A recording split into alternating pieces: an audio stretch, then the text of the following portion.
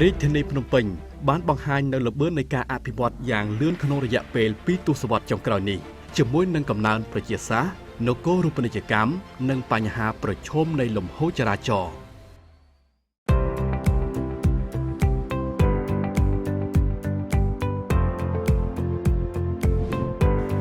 ការអភិវឌ្ឍនៅភាគខាងត្បូងរាជធានីភ្នំពេញពោលគឺតាមបណ្ដោយផ្លូវជាតិលេខ2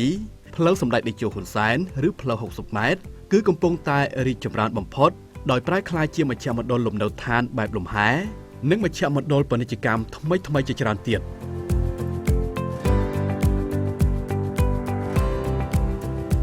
កត្តាជំរុញសំខាន់ដែលធ្វើឲ្យតំបន់ភាគខាងត្បូងរាជធានីភ្នំពេញកាន់តែមានសក្តានុពលនិងរីកចម្រើនយ៉ាងឆាប់រហ័សនោះរួមមានគម្រោងអាកាសយានដ្ឋានអន្តរជាតិតេជោដែលជាអាកាសយានដ្ឋានអន្តរជាតិថ្មីដែលបាននឹងកំពុងបើកដំណើរការកាលពីពេលថ្មីៗនេះការពង្រីកហេដ្ឋារចនាសម្ព័ន្ធផ្លូវថ្នល់រួមមានផ្លូវ60ម៉ែត្រមហាវិថីស៊ីជីនពីងឬផ្លូវក្រវ៉ាត់ក្រុងទី3ផ្លូវក្រវ៉ាត់ក្រុងទី2មជ្ឈមណ្ឌលពាណិជ្ជកម្មធំនិងគម្រោងអភិវឌ្ឍបុរីខុនដូជាច្រើនទៀតហើយនៅក្នុងកន្លែងមួយនេះគឺកាន់តែរីកបន្ថែមទៀតដីស្រែពីមុនคล้ายទៅជាដីលំនៅឋានคล้ายទៅជារោងចក្រคล้ายទៅជាកន្លែងបង្កើតការងារនៅផ្លូវ60ម៉ែត្រនេះជាសក្ខីភាពជាក់ស្ដែងដែលពីមុនមិនមានអីទេជាព្រៃលាយជាមួយនឹងបឹងបច្ចុប្បន្នដែលប្រជាពលរដ្ឋអាស្រ័យផលបច្ចុប្បន្នប៉ុន្តែឥឡូវជាកន្លែងដែលបង្កើតរស់រវើកសកម្មភាពសេដ្ឋកិច្ចគ្រាន់តែផ្សារអេយ៉នមួយនឹងបង្កើតការងាររាប់ពាន់កន្លែងសាលារៀនទៅមុខទៀតនិងសកម្មភាពជាច្រើនរីកនៅកន្លែងនេះប៉ុន្តែក៏ភាយមកដល់ជុំវិញនឹងនៅមានជ័យនៅចាក់ងែ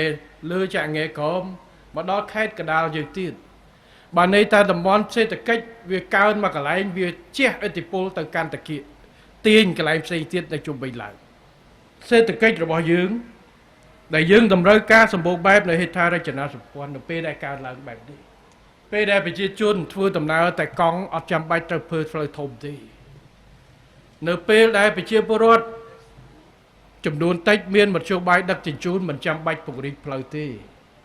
បើសិនជារាជធានីភ្នំពេញពីឆ្នាំ80យើងអត់ចាំបាច់ពង្រីកផ្លូវទេព្រោះពេលនោះមិនសូវមានឡានមិនសូវមានម៉ូតូច្រើនមិនមែន2លានគ្រឿងនេះទេនៅតំបន់កន្លែងនេះពីមុនក៏មិនមានផ្ទះមិនមានអីដែរក៏មិនចាំបាច់ចាំធ្វើផ្លូវ60ម៉ែត្រ50ម៉ែត្រមិនចាំបាច់បង្កើតដាក់ភ្លើងតភ្លើងមកធ្វើអីទេប៉ុន្តែដោយសារកំណើននៃប្រជាពលរដ្ឋនេះហើយបានទាមទារឲ្យយើងបង្កើតនៅសមិទ្ធផលមិនត្រឹមតែបរិមាណឲ្យច្រើនថែមទាំងសម្បូរបែបទៀតជាក់ស្ដែងហេដ្ឋារចនាសម្ព័ន្ធនៃកើនឡើងពីផ្លូវដីទៅផ្លូវកស៊ូផ្លូវបេតុងពី5ម៉ែត្រ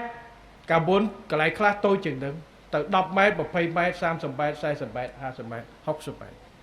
ពីផ្លូវធម្មតាទៅធ្វើផ្លូវអាកាសស្ពានអាកាសព្រោះវាស្ទះពេកកន្លែងនេះត្រូវទៅធ្វើស្ពានអាកាសកន្លែងខ្លះធ្វើផ្លូវក្រោមដីរយៈខ្លីយើងមិនទាន់ឈានទៅដល់ការធ្វើ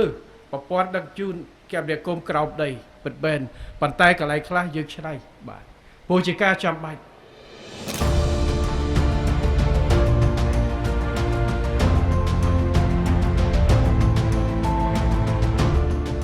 ចំណុចសំខាន់នៃការអភិវឌ្ឍមជ្ឈមណ្ឌលពាណិជ្ជកម្មនិងលំនៅឋាននៅតំបន់ភាគខាងត្បូងទីក្រុងភ្នំពេញនេះត្រូវបានកំណត់ក្នុងផែនការមេឆ្នាំ2015-2035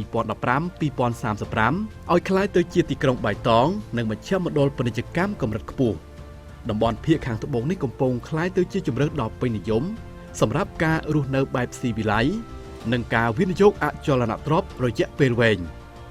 បើសិនជាបងប្អូនក្រឡេកទៅមើលតំបន់ភាគខាងត្បូងនៃរាជធានីភ្នំពេញរបស់យើងឃើញថានៅតែមានការទិញលក់ជាបន្តបន្ទាប់ហើយមួយវិញទៀតយើងនៅឃើញថានៅតែមានការអភិវឌ្ឍលំនៅឋានហើយការអភិវឌ្ឍហេដ្ឋារចនាសម្ព័ន្ធមានផ្លូវមានស្ពានជាបន្តបន្ទាប់ហើយធ្វើឲ្យតំបន់ភាគខាងត្បូងដែលយើងហៅថាតំបន់ប្រឡេងយន្តហោះថ្មីនេះគឺមានការរីកចម្រើនមែនទែនហើយមូលហេតុដែលធ្វើឲ្យតំបន់នេះមានការរីកចម្រើននេះគឺដោយសារតែប្រឡេងយន្តហោះថ្មីនេះតែម្ដងបើយើងនិយាយកត្តាដែលធ្វើដែលតាក់ទាញការវិនិយោគបណ្ដាក់ទុនការអភិវឌ្ឍការសាងសង់នៅតំបន់ភាគខាងត្បូងនេះគឺដោយបណ្ដាលមកពីការអភិវឌ្ឍប្រឡេងយន្តហោះថ្មីនេះដែលជាទីកន្លែងឈរមួយដ៏រឹងមាំសម្រាប់ការអភិវឌ្ឍជាពិសេស គឺលំនៅឋាននៃការរីកចម្រើននៃលំនៅឋានការរីកចម្រើននៃការបណ្ដាក់ទុនទាំងអគារពាណិជ្ជកម្មសន្តាគារឬក៏ការវិនិយោគផ្សេងតាក់ទងតំបន់នេះគឺនៅតែបន្តមានការរីកចម្រើនដដែលជាការសាងសង់លិចជារូបរាងជាបន្តតំបន់ភាគខាងត្បូងដែលយើងហៅថាតំបន់ប្រលានយន្តហោះថ្មីគឺវាមិនឆ្ងាយពីកណ្ដាលទីក្រុងភ្នំពេញទេគឺគៀកមែនទែនបើទោះបីជាតំបន់ប្រលានយន្តហោះយើងនេះគឺមួយផ្នែកធំស្ថិតនៅក្នុងខេត្តកណ្ដាលក៏ពិតមែនប៉ុន្តែគឺជាតំបន់មួយដែលគៀកទៅនឹងទីក្រុងភ្នំពេញហើយតបពីមហាវិថីសម្ដេចហ៊ុនសែនតបជាប់ទៅកាត់តាមផ្លូវកបាក់ក្រុងទី2រហូតដល់កាត់ដល់ផ្លូវកបាក់ក្រុងទី3ដែលយើងហៅថាមហាវិថីស៊ីជីភីងហើយរហូតដល់ឆ្ពោះទៅរកតំបន់ភ្ជាប់ទៅនឹងពលានយន្តហោះថ្មីនេះតែម្ដងយើងមើលឃើញថានៅក្នុងទីក្រុងភ្នំពេញរបស់យើងការអភិវឌ្ឍរបស់យើងគឺពេញអស់ហើយយើងមានផ្ទះអីសពគ្រប់អស់ហើយយើងមានផ្លូវរបស់យើងហ្នឹងគឺបានកំណត់ថាទំហំប៉ុណ្ណាឲ្យអស់ហើយយើងមិនអាចទៅអភិវឌ្ឍឲ្យរីកចម្រើនបានទៅវាយផ្ទះវាយចោលដើម្បីឲ្យផ្លូវធំជាងមុនទេព្រោះប្រជាជនយើងរបស់យើងឥឡូវបច្ចុប្បន្នជាង2លានអ្នកនៅក្នុងទីក្រុងភ្នំពេញហើយអញ្ចឹងបើកាលណាយើងចង់អភិវឌ្ឍតំបន់មួយពហិផ្លូវមួយឲ្យធំគឺយើងមានទៅកន្លែងតំបន់ថ្មីមួយហើយតំបន់ដែលយើងមើលទៅស័ក្តិសមបំផុតគឺតំបន់នៃភាគខាងត្បូងនៃពលានយន្តហោះតំបន់ភាគខាងត្បូងនៃរាជធានីភ្នំពេញរបស់យើងគឺនៅក្នុងពលានយន្តហោះនេះឯងតំបន់ពលានយន្តហោះនេះដែលជាតំបន់ដែលអាចអភិវឌ្ឍហេដ្ឋារចនាសម្ព័ន្ធបានធំជាងមុនហេដ្ឋារចនាសម្ព័ន្ធតភ្ជាប់ពីទីក្រុងភ្នំពេញភ្ជាប់ទៅខាងហ្នឹងគឺគៀកជាងមុនហើយបើយើងនិយាយទៅគឺជាកន្លែងដែលអំណោយផលផ្នែកលំនៅឋានតែម្ដងបាទហើយជាពិសេសយើងបានដឹងថានៅខាងក្រោយពលានយន្តហោះយើងហ្នឹងក៏យើងមានគម្រោងដ៏ធំមួយជាគម្រោងដែលគេទទួលស្គាល់ហើយថាជាគម្រោងហៅថាព្រៃជីកហ្វូណនដៃជោដែលនឹងបម្រើដល់ការដឹកជញ្ជូនផ្លូវទឹកហើយជាពិសេសនឹងជួយដល់សេដ្ឋកិច្ចជាតិរបស់យើងឲ្យរីកចម្រើនផងដែរបាទនេះជាកត្តាដែលបណ្ដាលឲ្យអ្នកអភិវឌ្ឍឬក៏អ្នកបណ្ដាក់ទុនឬក៏ដូចជាអ្នកសាងសង់អីនាំគ្នាទៅអភិវឌ្ឍនៅតំបន់ពលានយន្តហោះនេះបាទ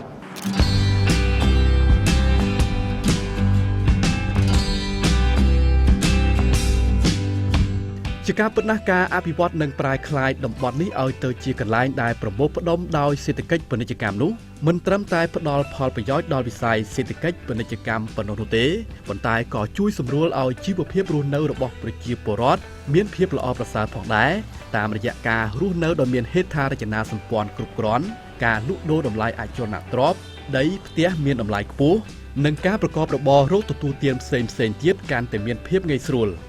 79មកយើងដូចបានដៃទៅទេហើយមកបច្ចុប្បន្នយើងនិយាយខ្លីៗបច្ចុប្បន្នក្នុងការអភិវឌ្ឍវាលឿនដោយតែយើងឃើញគំរូស្រាប់ដូចជាស្ពានដូចអីចឹងណាពីដើមសពព្រៃឯផ្ទះហើយរួចផ្ទះព្រៃខ្នល់កណាខ្នល់ល្អអាការងារសេដ្ឋកិច្ចវាដើរអញ្ចឹងវាអាចរីកចម្រើនដល់ការរកស៊ីរបស់កូនរបស់ចៅដល់ក្មេងៗជំនាន់ក្រោយកាលណាផ្លូវល្អសេដ្ឋកិច្ចវិលបាទដល់ឥឡូវយើងឧទាហរណ៍អញ្ចឹងពីដើមមកខាងកោះធំអត់មានមកខាងណាឥឡូវឡានកោះធំឡើងតាមនេះហូតអញ្ចឹងបានតែឡានតែចំនួនមកលុយមកតាមកង់ឡានហ្នឹងហើយរំភើបដែរឃើញការអភិវឌ្ឍហ្នឹងបើសិនជាបកមកកន្លែងហ្នឹងវិញគឺម្នាក់មានដូចថាឃើញស្ពានចឹងមកគេនិយាយយើងស្នាដៃដែលខំប្រឹងរបស់សម្ដេចតាំងសម្ដេចដែលជូនិងសម្ដេចក្រោយនេះទៀតសម្ដេចហ៊ុនម៉ាណែតមានអារម្មណ៍ថាសប្បាយចិត្តដែលរដ្ឋាភិបាលគិតយើងអញ្ចឹងណាជួយធ្វើផ្លូវធ្វើអីឲ្យយើងបានធ្វើដំណើរបានស្រួលអញ្ចឹងយើងវាចង់និយាយថាយើងអាចរកស៊ីបានឯធូរមកកម្រិតទៅទៀតអញ្ចឹងណាជាជាងពេលផ្លូវពិបាកតាំងការធ្វើដំណើរចង់ទៅណាវាយឺតហើយដូចស្ពានហ្នឹងធ្វើឲ្យអញ្ចឹងទៅពីមុនអាចនឹងមានស្ទះផ្លូវស្ទះអីអញ្ចឹងពេលឆ្លងទៅមកហើយមានគ្រោះថ្នាក់ច្រើនដល់ពេលបានធ្វើស្ពានហ្នឹងទៅមានអ្នកទៅលើទៅក្រោមហ្នឹងវាមិនសូវដូចមុនញ៉ៃអញ្ចឹងណាសម្រាប់យើងរកស៊ីរំភើបដោយសារឯពេលគេអភិវឌ្ឍមកច្រើនមនុស្សកាន់តែមកនៅខាងតំបន់ហ្នឹងអ៊ូអច្រើនយើងរកកាន់តែបានតាមហ្នឹងទៅទៀតអញ្ចឹងណាបើដូចពីមុនតើប្រជាពលរដ្ឋនៅស្រុកភូមិប៉ុណ្ណាអញ្ចឹងយើងទៅមកវិលជុំតែគ្នាឯងដែរដល់អញ្ចឹងមានចំណូលថ្មីមកនៅច្រើនអញ្ចឹងណាអញ្ចឹងការរកស៊ីរបស់យើងក៏ឡើងទៅតាមហ្នឹងអញ្ចឹងអរគុណដល់រដ្ឋាភិបាលដែលគាត់បានជួយធ្វើជាផ្លូវថ្នល់រីកធ្វើស្ពានឲ្យយើងបានធ្វើដំណើរបានស្រួលអញ្ចឹងអរគុណពួកគាត់មែនតើ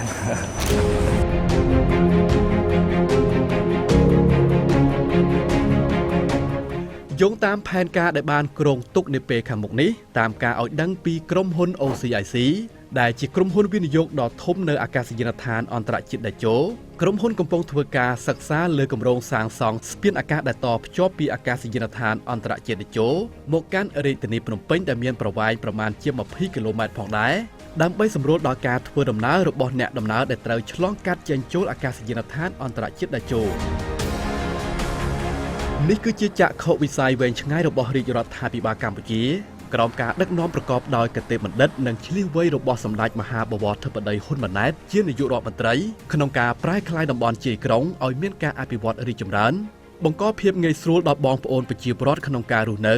ជំរុញវិស័យសេដ្ឋកិច្ចពាណិជ្ជកម្មទាក់ទាញវិនិយោគិនពីបរទេសក្នុងការវិនិយោគលើវិស័យដែលមានសក្តានុពលនិងធ្វើឲ្យវិស័យសេដ្ឋកិច្ចកម្ពុជាកាន់តែមានការរីកចម្រើនបន្ថែមទៀតនាពេលខាងមុខ។